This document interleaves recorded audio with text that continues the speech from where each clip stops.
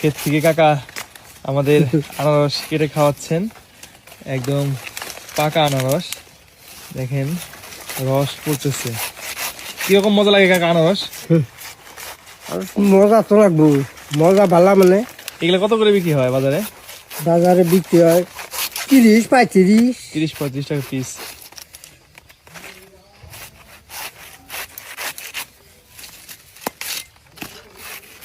ক্ষেত থেকে আনারস খাওয়ার মজাটাই অন্যরকম। কি সুন্দর একদম রস পড়তেছে।